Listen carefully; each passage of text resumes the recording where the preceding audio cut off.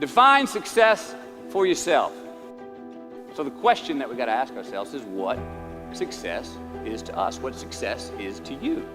I have another opportunity, another day to live, another chance to contribute, another chance to make a difference in life.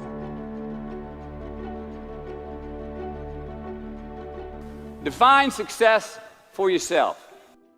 So the question that we got to ask ourselves is what success is to us, what success is to you. Shit. You slept around on your spouse and you just found out that tomorrow she and the lady you're having an affair with are going to be at the same PTA meeting. Shit again. You drank too much last night.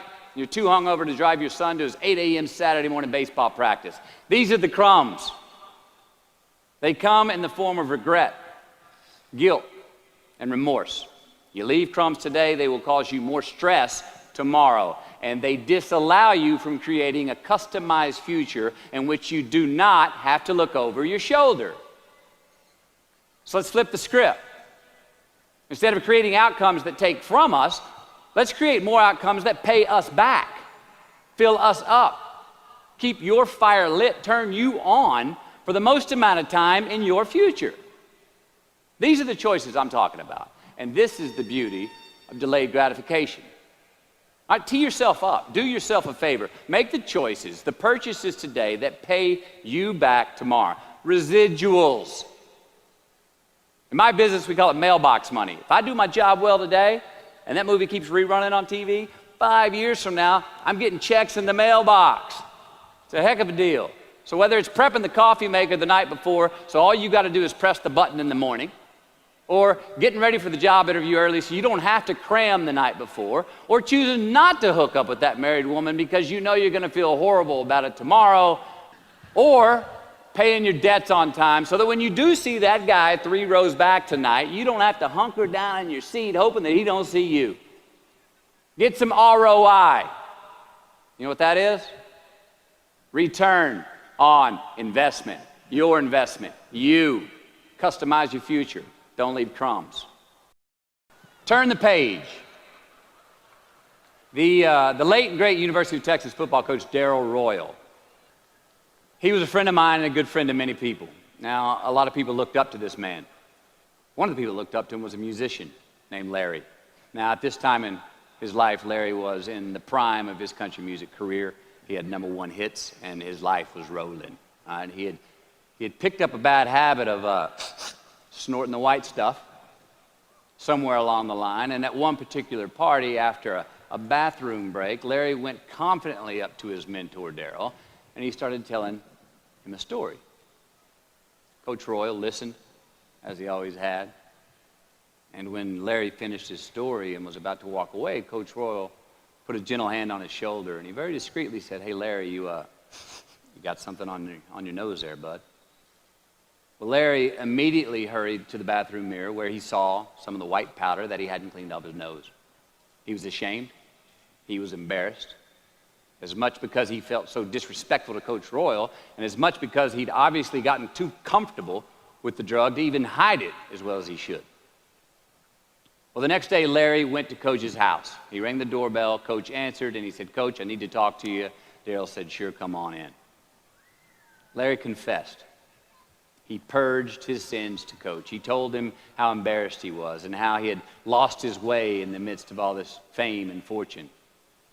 And towards the end of an hour, Larry, who was in tears, he asked Coach, he said, "Coach, what do you think I should do?" And Coach, being a man of few words, just looked at him and calmly said, "Larry, I have never had any trouble turning the page in the book of my life." Larry got sober that day, and he's been sober for the last 40 years. We're going to make mistakes. You got to own them. Then you got to make amends. And then you got to move on. Guilt and regret kills many a man before their time. So turn the page, get off the ride. You are the author of the book of your life. Turn that page. Life is not easy. It is not. Don't try to make it that way. Life's not fair. It never was. It isn't now, and it won't ever be. Do not fall into the trap, the entitlement trap, of feeling like you're a victim. You are not. Get over it and get on with it. And yes, most things are more rewarding when you break a sweat to get them. Give your obstacles credit. You know those no fear t-shirts that were out? I don't know. People used to wear them 10 years ago, no fear. I don't get them, and I never did. I mean, I try to scare myself at least once a day.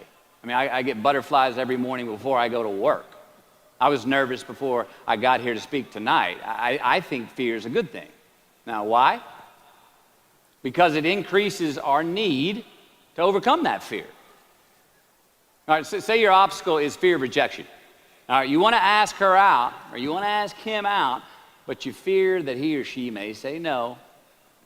All right, you want to ask your boss for that promotion, but you're scared he's going to think you're overstepping your bounds. Well, instead of denying those fears, declare them. Say the fear out loud. Admit it. Give them the credit they deserve. Don't get all macho and act like they're no big deal. And don't get paralyzed by denying that they exist and therefore abandoning your need to overcome them. I mean, I'd even subscribe to the belief that we're all destined to have to do the thing that we fear the most anyway, at some point. So give your obstacles credit, and you will, one, find the courage to overcome them, or you will, two, see more clearly that they're not really worth prevailing over.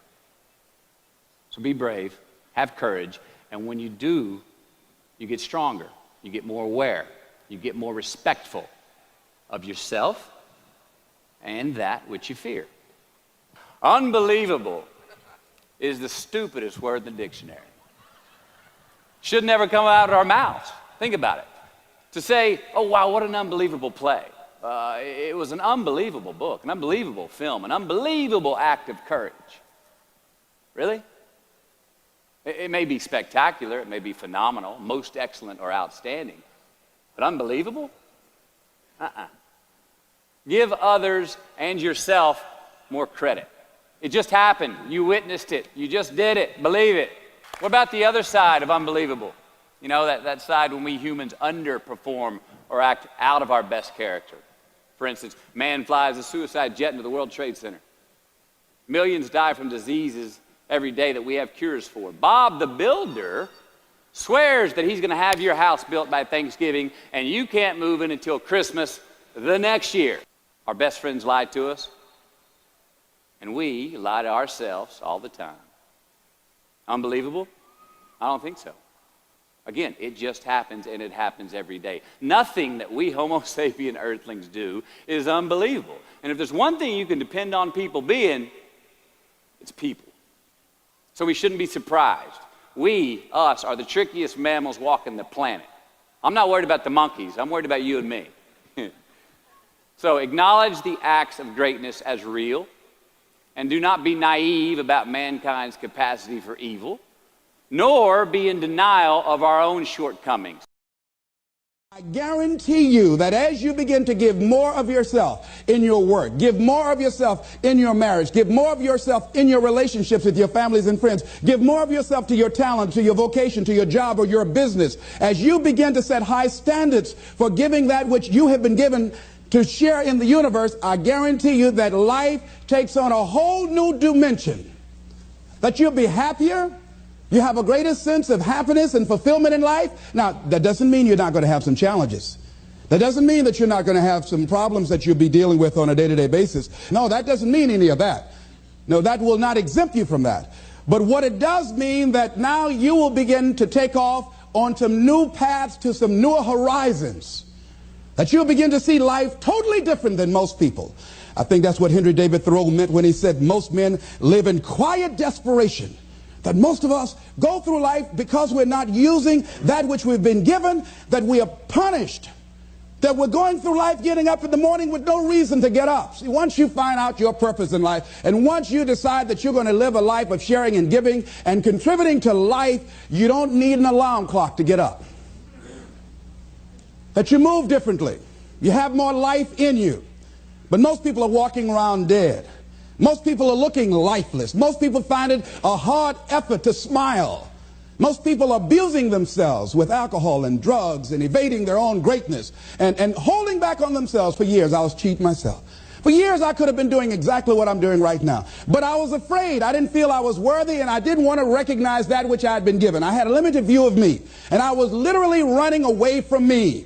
I mean, life sometimes chases, and I say, no, we want you to do something great. No, not me. Go get somebody else. No, you're not talking about me. No. You don't know what I've been doing. No. We want you. We can just groom you and train you and get you ready. Me, yeah. Are you sure? Me, yeah. No, not me. No, I don't know. I don't want to do that, see. Ladies and gentlemen, one of the reasons that we should begin to give more is because we owe a debt. Reading a book, John Powell. Well, I'm afraid to tell you who I am because you might not like me, and that's all I've got. A line in there I love to quote: we are made by those who love us and by those who refuse to love us. As I talk to you right now, you're looking at a lot of people up here, ladies and gentlemen. It's not just Les Brown standing here. A lot of people have contributed to make me who I am right now. None of us are here because of our own doing. All of us have had life to contribute to us. Many times complete strangers. So we all have cookie people in our lives. What do you mean by cookie people? Cookie people and chicken soup people, as I call them when I do my workshops. Cookie people are people like Miss Lillian. When my mother used to whip me as a kid, and I was the bad twin, always getting in trouble, Miss Lillian would hear me screaming, and after Mama would get through, Miss Lillian would come over to the house and give me some cookies and milk. And my mama said, "What you doing back there, Lillian?" "I'm just giving him some cookies, Mamie." And she said, "Here you are, Leslie. Even though you're a bad little boy, I brought you some cookies." So cookie people are people who, even when you are bad, even when you are not being who you really are, they look beyond your faults and see your needs.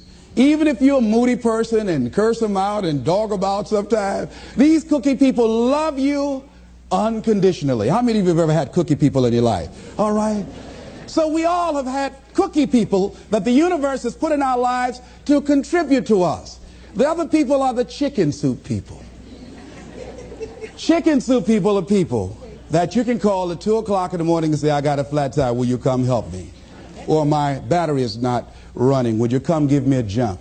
Or "I need some help, would you come get me out of jail?" If you don't have some chicken soup people in your life, you better get some. But these are people that you can always call on to help you out.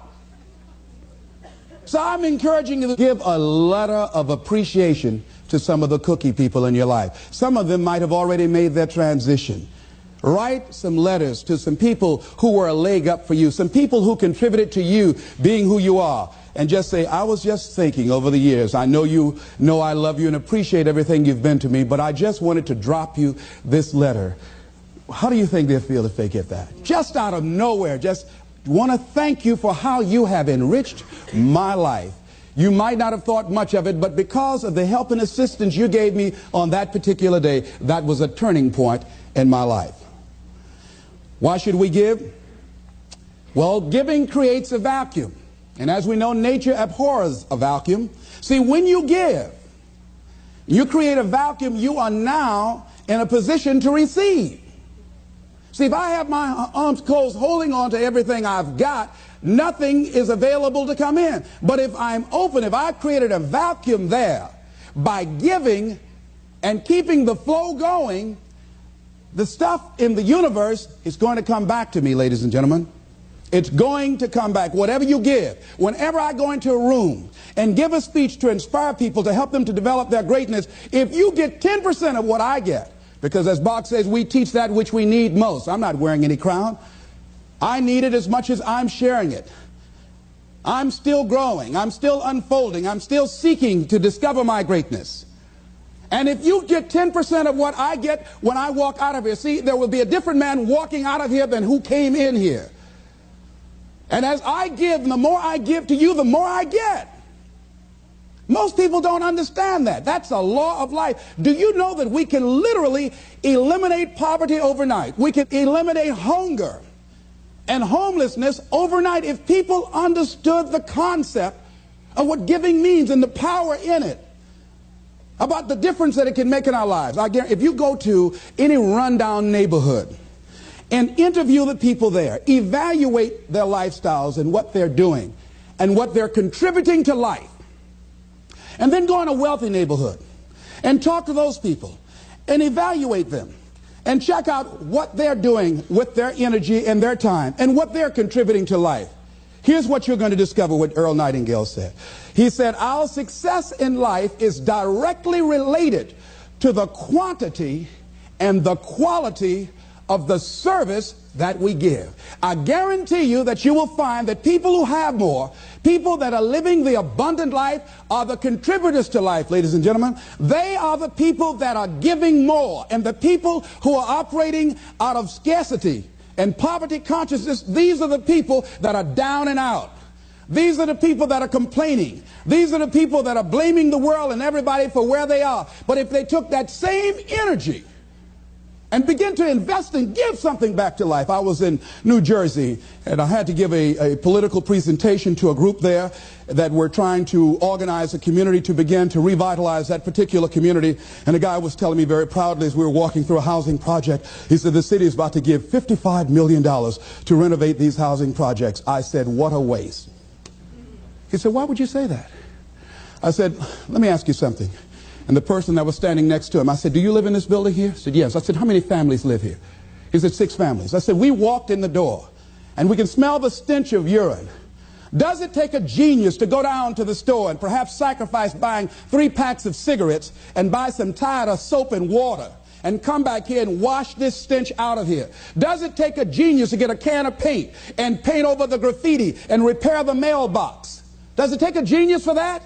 I say to you, you pour the money in these housing projects and you don't change the people that are living in the projects, before you are completed, they'll be right back to where they were before. If it is to stand, and I'm not saying that there aren't situations where people need some help and assistance, but people must be allowed to contribute. Here's something else you're going to discover in giving. Something that's very important. Give thanks. Giving thanks creates power.